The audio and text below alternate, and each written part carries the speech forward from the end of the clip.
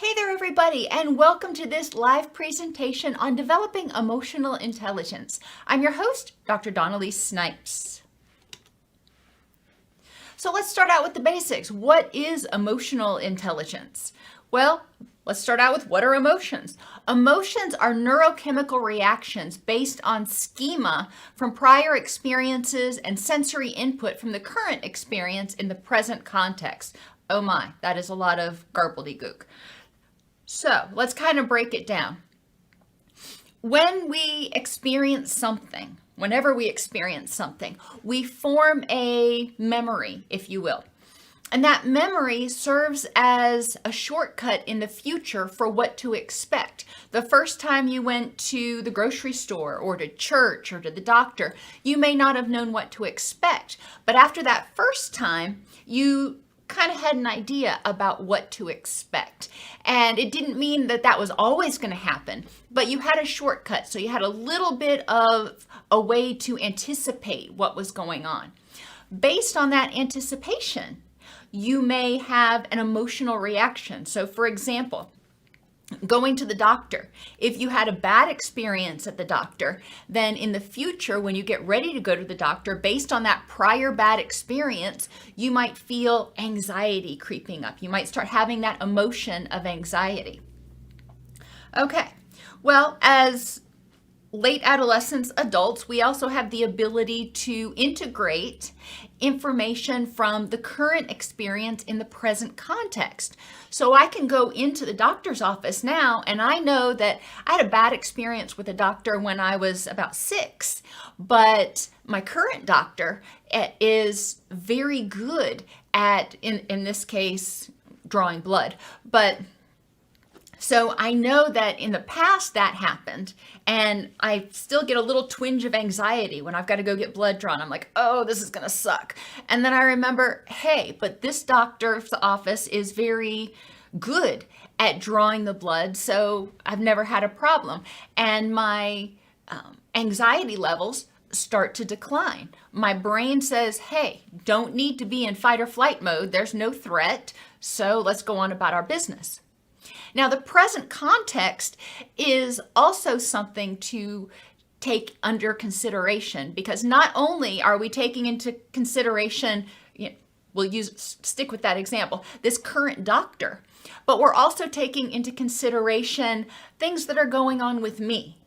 I may react differently on Tuesday because I'm overtired and overwhelmed and over it. Whereas on Thursday, I may be having a good day and I can deal more easily with stressors as they come my way.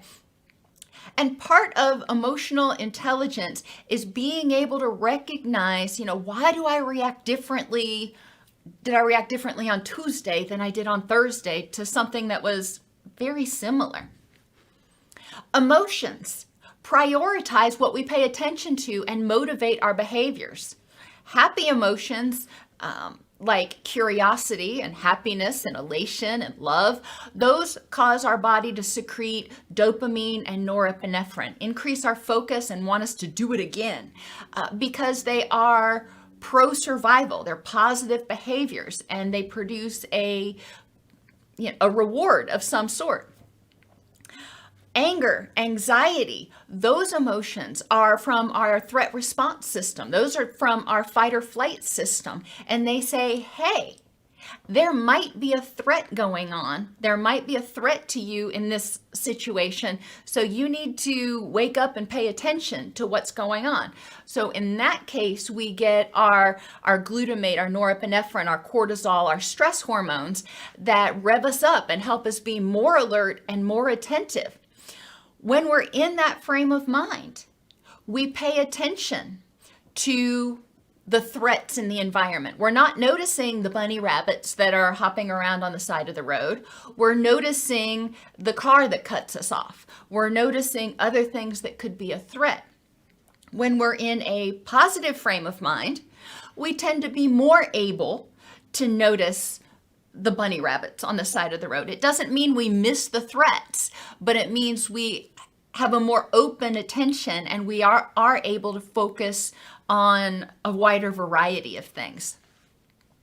And as I said, emotions motivate our behaviors.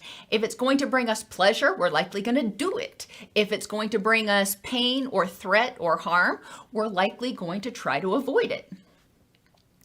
Emotional intelligence is your ability to identify the emotion, understand the emotion. Where's it coming from? Why was it triggered? Why am I reacting this way at this time in this context? And then to regulate your own emotions. So that's actually a lot of stuff that we've got to do. Emotional intelligence also includes your ability to identify and respond to other people's emotions, whether it's your children or your friends or your coworker or even a customer at your office, being able to recognize what they're feeling. And most cases, we're going to empathize in some way. Sometimes we're going to need to protect ourselves. Sometimes we are going to notice that somebody's acting and seeming kind of hinky, and we are going to feel anxiety, and we may notice that they're extra stressed, and it tells us that we may need to take protective action. So emotional intelligence is being able to use those emotional cues to inform our decision making. There's I really liked it. You may hate it, but I really liked the show Scorpion, and you can probably find it on one of the streaming services. But one of the things that's a running theme throughout Scorpion is that the main character is a genius, but he has zero emotional intelligence. He has zero ability to recognize his own feelings or empathize with others, and sort of the metamorphosis that he goes through trying to learn how to understand emotions. So let's talk about developing emotional intelligence. The first part is emotion identification. And I'm going to start out with talking about basically what you're wanting to do, and then I'll finish up with some ideas on ways you might be able to do it. The first step in emotion identification is to ask yourself, what do the following emotions feel like or look like for you? Happiness and elated, joyous, it goes by a bunch of different synonyms. Generally, they mean roughly the same thing. Curiosity, that's another emotion. And I know I missed some emotions here. There's lots of emotions, but I was kind of hitting the big ones. Excited. Now that's different than happy. Happy is, well, being joyous. Excited may mean eager. But interestingly, another word that we use for excited is anxious. And this can be really confusing to children to figure out, what does anxious mean? If they're anxious about Santa Claus coming, if they're anxious about going to the theme park this weekend, how is that different than anxious about going to the doctor? How does that work? So we do want to clearly define the words that we're using. Angry is another one of those words. Now, angry has a lot of different permutations or shades to it. We have straight up anger, but then there's also resentment, envy. Envy is anger at somebody for having something that you want. It sometimes is also called jealousy. And guilt. Guilt is anger at yourself for doing something that you shouldn't have done or not doing something that you should have done. But anger is when you are angry with yourself over something. These will look a little bit different. When I'm angry at somebody, it looks a little bit different than when I'm angry at myself, when I feel guilty about something. Anxious can also be called scared, worried, overwhelmed. Depressed. We have sad, blue, burned out. Some people, when they are depressed, they feel just completely burned out. They don't have anything left in them to care anymore. They're out of gas. They're done. hopeless, helpless, or powerless. And all of these are slightly different. And it's important, especially as adults, that we discover some of the nuances of these. For children, you can stick with the main ones, happy, mad, glad, sad, the big bullet points. But as we grow older, we want to learn more about these nuances. And then I put grieving here. Now, grief is an interesting one because it's a combination. Typically, the grieving process goes denial, anger, bargaining, depression, and acceptance. Now, people don't go through it linearly like that, but all of those emotions are involved. And a lot of times, denial is actually anxiety. You don't want to hear it. You don't want to believe it because it's overwhelming. It's terrifying to think about whatever it is going to happen or whatever it is has happened. So denial can be a form of anxiety.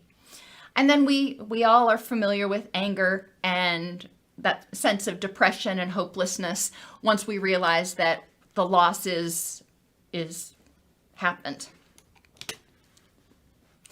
Let me go back there for a second. You have what they look like for you. And that's the good place to start. What do these things look like for you? But then also, what do they look like for others? And if you're a parent, this can be, or a caregiver, this can be super helpful because we are not born knowing how to identify emotions. Children need help learning how to label their emotions. What is this that I'm feeling right now? And as parents, we can help them identify that. So what does it look like when Junior is scared? Sometimes kids, when they're scared, will withdraw. Sometimes they will act out. Sometimes they'll become oppositional. What is it that your particular Junior looks like when they are scared? And these are all things that can help clue you in to how they're feeling so you can sit with them and say, it seems like you're feeling scared right now. Let's talk about what's going on. What is making you feel scared right now? What's the threat? So we can start opening a conversation. It also helps us understand their behaviors. If we can connect their behaviors with particular emotions, we might be able to empathize and better understand exactly what's going on, what's motivating them. If they are refusing to get out of bed, they're not doing their chores, are they being oppositional because they're angry with us? Are they being oppositional because they're going through a phase trying to assert their independence? Are they not doing these things because they're plumb out of gas? They are depressed. And yes, children get depressed. What's going on? And if we know what how these emotions manifest in our children, it can, clue us in a lot easier. What's the function? So we've identified what they look like in ourselves and in our significant others in our life. What is the function of each of these emotions? And this is something you can talk about with kids a little bit, but it's also important to recognize, why do I have this emotion? What is it trying to tell me to do? Remember, it motivates us in some way. How does each emotion impact what you pay attention to and your motivation? So when you're happy, what's the function of that emotion? Well, guess what? The function of that emotion is to say, awesome, you're safe, you're empowered, and if you just did something that made you really happy, do that again. Keep whatever conditions are going, because this is a good place to be. If you're curious, the function of that emotion is to encourage you to grow, to encourage you to learn more things, to say, hey, let me take a look at this. Excited or eager about doing something. The function of that is to motivate you to get ready to do something. You're anticipating, based on that prior learning experience or what you expect to happen, you're anticipating having a joyous time, a good time. So you get excited about it. That's that anticipation. Anger and anxiety, fight or flee. Both of these emotions we experience in response to a possible, italicized, bold, underlined, possible threat. And I think it's really important that we recognize that not every time we feel angry is there really a threat. Sometimes we are reacting based on our prior experiences, our memories, and our assumptions about what's going to happen, our expectations about what's going to happen, not the facts in the present moment. And in other videos, I've talked about how anger and anxiety are like our smoke alarm. Just like your smoke alarm may go off and, because something dripped off of onto one of the burners when you were baking or something. There's no real threat. That's just, annoying. Your emotions, your anger and anxiety are like that smoke alarm. They're saying, hey, there might be a problem. There's smoke. You better get up and see if there's a fire. There's, possibility that there could be a threat to you. You need to look in this context at this time. Is there actually a threat to you? And if not, okay, you can deal with that. If there is, okay, you can deal with that. Anger and anxiety. When we feel those emotions, our body is dumping copious amounts of blood sugar and stress chemicals to give us the energy to get up and figure out if there's a problem. Our body's not telling us, hey, there's a threat out there. Why don't you just sit there and feel bad about it for a while? That energy needs to do something. It's trying to motivate you to protect yourself. When we feel depressed, that's our body either saying, hey, dude, you are burned out. You ain't got any more gas left to give. You need to take care of yourself. Or this situation you don't have control over and you're going to have to adjust to a change, which most of us don't like accepting powerlessness. Or if you're just sad or blue or depressed, it could mean that you lost something that was important to you. You may not be able to get it back. You may, I don't know.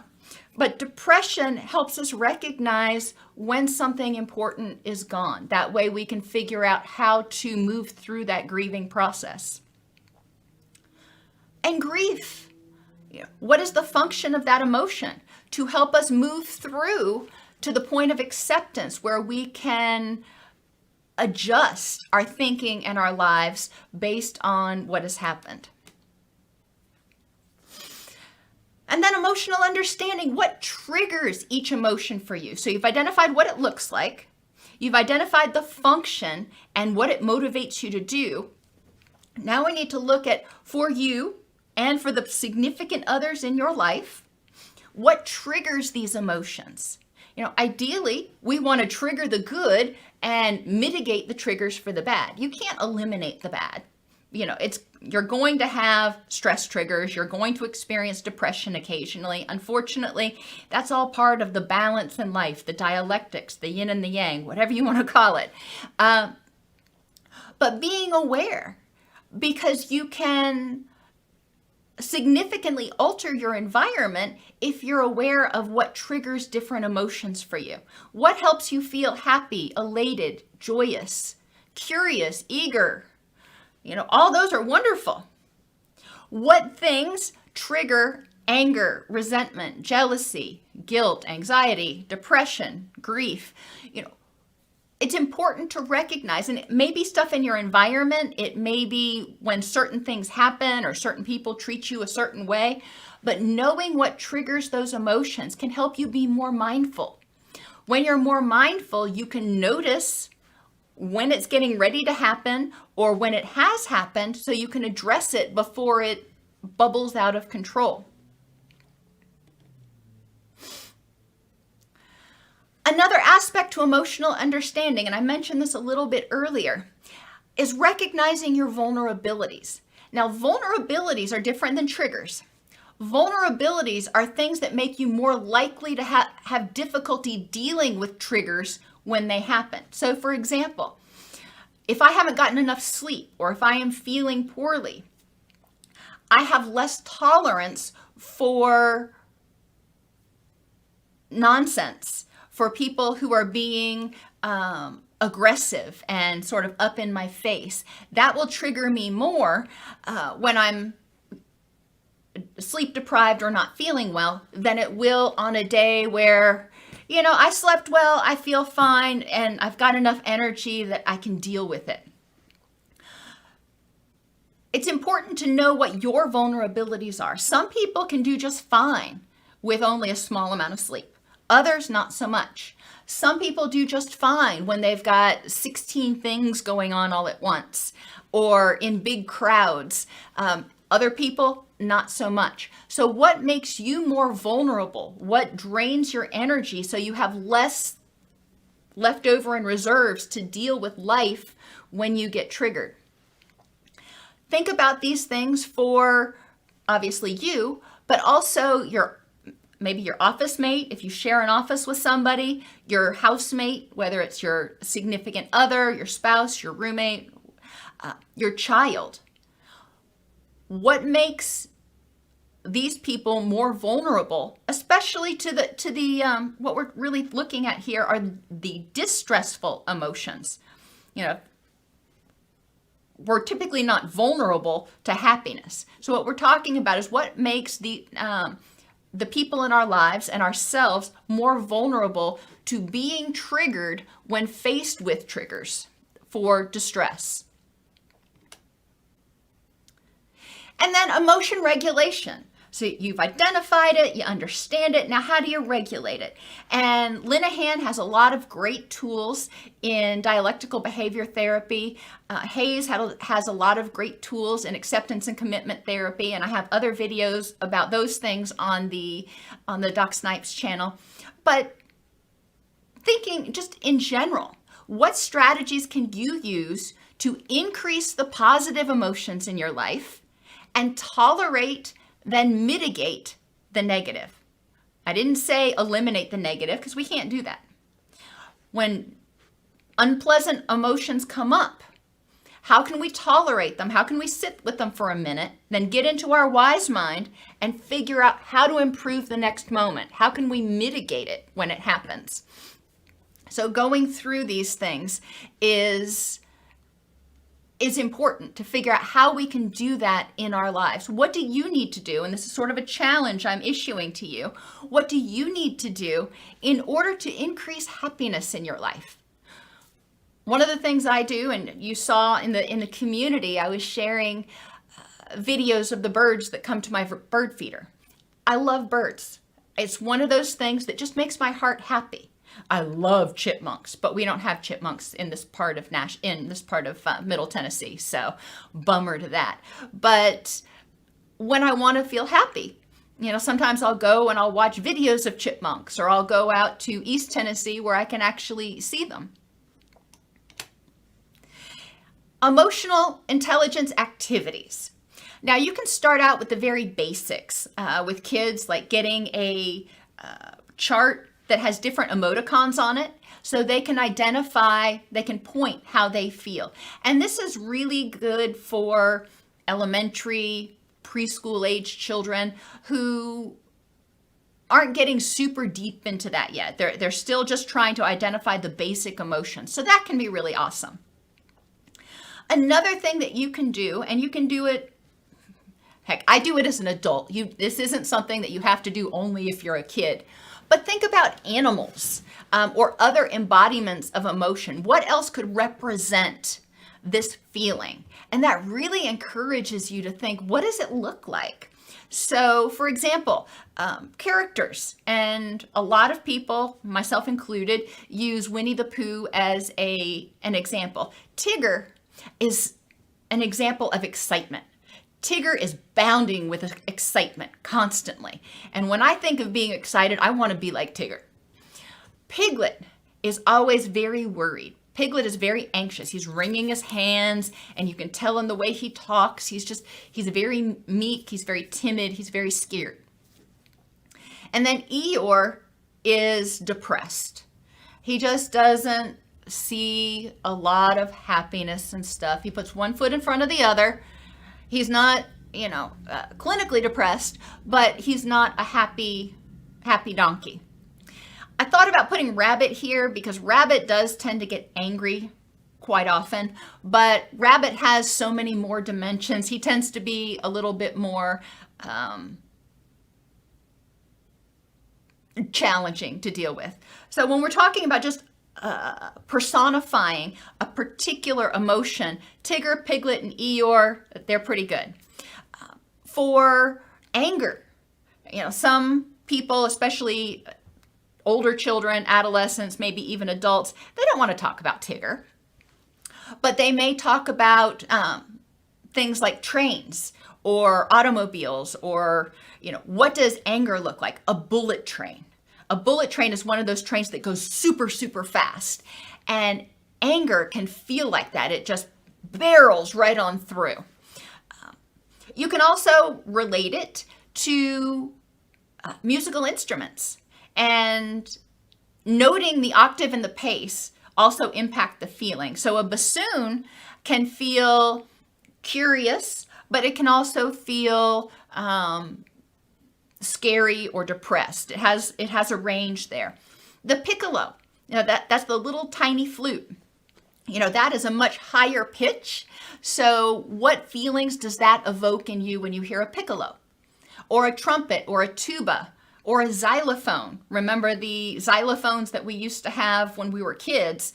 Obviously the professional musicians have a much more fine-tuned xylophone. But there's a big range of what a xylophone can do. You can look at pictures of yourself or others. Back in the day when we had magazines, you could do it online now, going through pictures with children and saying, what is this person feeling? You look at them, what do you think they're thinking? What do you think they're feeling? We do this a lot in my house with animals, but whatever. You can listen to music for the evoked feeling, like listen to Peter and the Wolf or the Nutcracker. When I was creating this presentation, I found an amazing site. It's stockmusicsite.com, and they have a page where all of the music is categorized by mood. How cool is that? And it's, 4 columns of different emotions. There's probably 200 different emotion words there. I don't necessarily agree with all of the feelings that they associated with different emotions, but that could be an interesting experiment or exercise to do, to pull up an emotion like curiosity and listen to the different tracks and say, why do you think that track was put under curiosity? Or what do you see in your mind when you hear this track?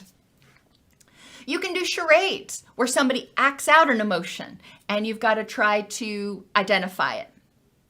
Apples to Apples is a board game where you have to match 2 things. So you can have an emotion, and then you can have, for example, a picture of something and try to match the emotion in the picture, or a statement.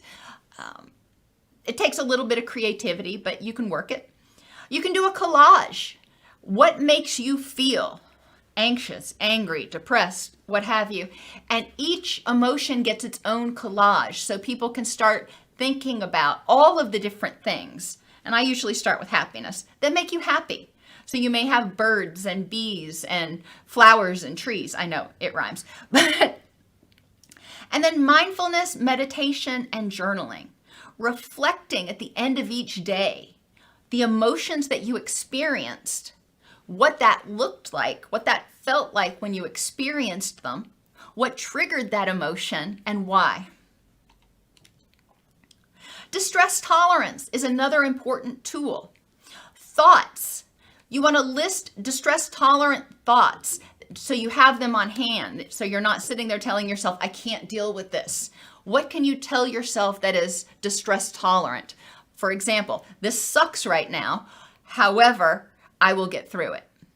Remind yourself of times you've endured distress in the past. Address extreme words like this will never end and everything is a total disaster. And that goes back to those negative statements or negative thoughts that tend to keep people stuck. Have activities that you can do to distract yourself if the problem can't be resolved right away. That helps you. You don't want to just sit there with your distress for 2 weeks if you're waiting for test results or something to come back. You want to be able to identify your emotions and sit with your distress for a second, but then you need to figure out, okay, what do I need to do to improve the next moment? And sometimes these are activities. Guided imagery can also be helpful. You can envision yourself tolerating the distress, or you can envision the distress as something like a lion with a thorn in its paw. That may help you have compassion for whoever's angry, because when they're angry, they are reacting from a place of feeling a threat. So if you envision, their anger as a lion with a thorn in its paw, it can help you have a little bit of compassion for them. You don't want to get too close to an angry lion, but you can have compassion. Jabberwock is another thing that you can imagine from the poem Jabberwocky by Lewis Carroll. Now, the Jabberwock can look really scary sometimes, but when I'm working with kids, I encourage them we read the story, and I encourage them to draw for me what they think a Jabberwock looks like. And that can be a nemesis, if you will, but it's something that they can sort of externalize and figure out how to deal with. And then sensations that are synergistic. If you're feeling angry, I know sometimes when I feel angry, I will put on my music really loud, and I listen to some pretty hardcore metal. So, it's synergistic. I'm not listening to Vivaldi, which is antagonistic. It is the opposite of what I'm feeling. So sensations can be sounds, smells, sights, whatever. Regulation through M-beta. Mindfully notice and accept without judgment your emotion. First, you've got to identify it and acknowledge it. Breathe. We've talked about this a lot. Breathe slowly to trigger that relaxation response. Evaluate the facts in context. Think about your options. And then choose. Act using the option most likely to help you be the person you want to be and move toward the things that are important in your rich and meaningful life. And finally, when we're working with others, you're going to breathe, but present a presence that's calm, compassionate, and confident. You don't want to go in like a know-it-all when somebody's already feeling threatened, but going in as a compassionate presence that's supportive, that wants to hear, that wants to help, can communicate a lot to a person just from your nonverbals. Have an awareness of the situation. Notice what the words and nonverbals of the person are communicating. If they are speaking really slowly, if they're speaking really quickly, what are they communicating? And again, sometimes at this point, you'll recognize that this isn't a safe situation. But most of the time, you're going to be able to proceed and remember, their feelings are based on their reality. And try to be aware of how you might be triggering them, even inadvertently. Maybe you look like somebody from their past that, brings up bad feelings, or maybe you represent an organization that they have had bad dealings with. It's not you, it's what you represent to them. And their schema right now is triggering that threat response.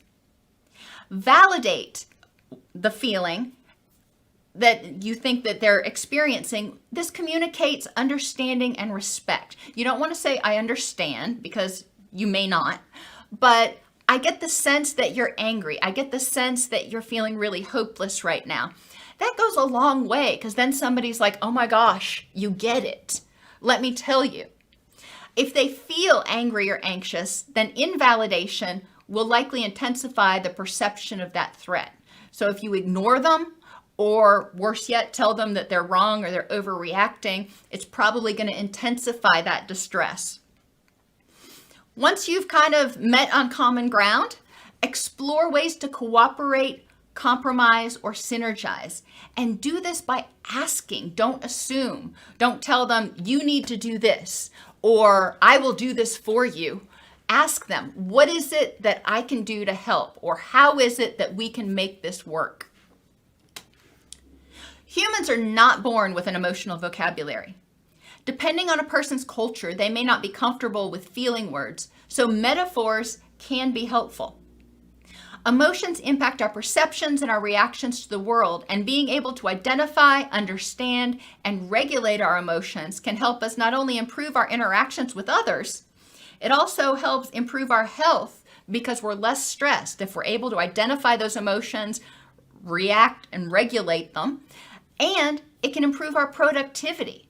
If we are not stuck in this angry, anxiety, stress soup, we're able to think more clearly and be more productive. You can learn more